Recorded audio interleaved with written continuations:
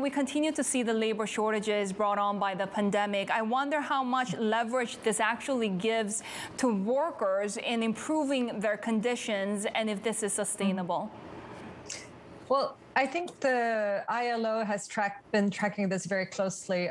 The loss of full-time jobs still remains about 120 million globally compared to a situation without the pandemic. And that has meant millions falling into poverty. So globally, we're talking about job losses that need to be recovered.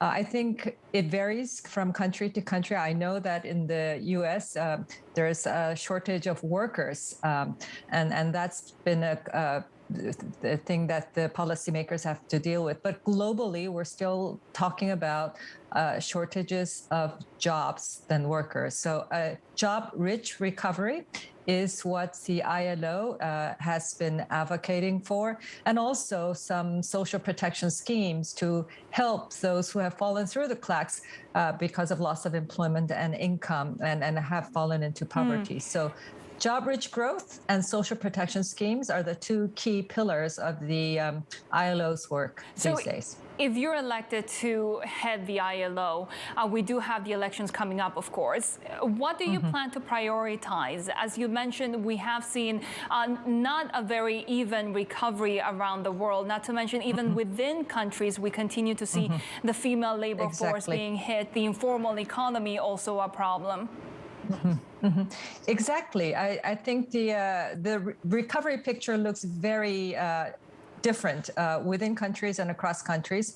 I think those countries that have been struggling with the informal economy, and we're talking about many countries in Africa and Southeast Asia, that challenge has further deepened because those who were in the informal economy have just the informality by definition means invisibility. They've been invisible to begin with and further fallen into that invisibility trap. So many countries, I think, have been alert and agile and responding even with limited physical space. So we have good practices where workers who were in the informal sector with very smart policies and investments made by governments, transformed into the formal sector.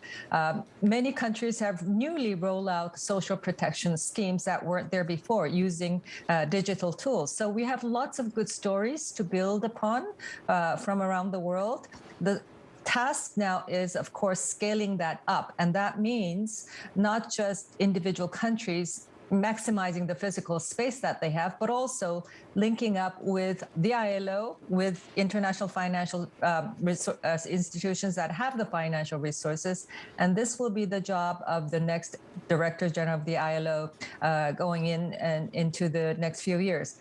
Losses for women have been faster and deeper than for men in the world of work, and we know that many of these informal jobs are taken up by women, and women with formal jobs also had to give them up because of the need for care work at home.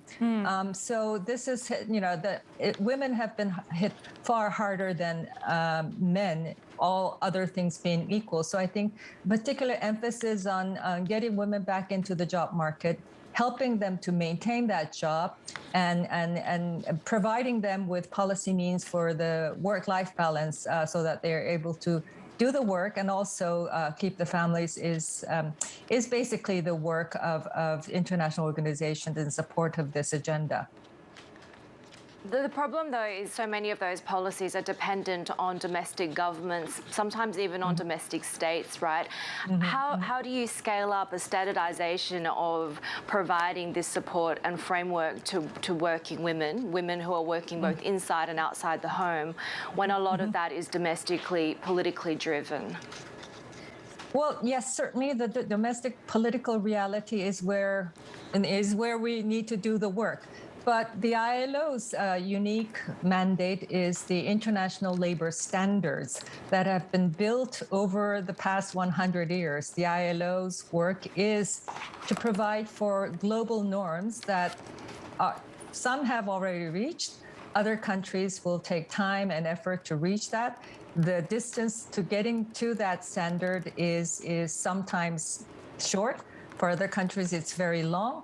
But and that distance between the norms and the reality on the ground is where the ILO needs to make its intervention.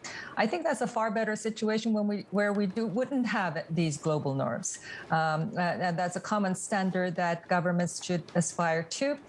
I'm encouraged because I think the pandemic crisis has really challenged governments, and many have turned this crisis into an opportunity to strengthen the protection schemes, to strengthen the protection of workers, to bring those workers in the informal sectors who didn't have any protection schemes to begin with, by bringing them into the formal economy, have now given them, a place in the protection that is provided by the laws of the countries, many of which are built upon the ILO standards.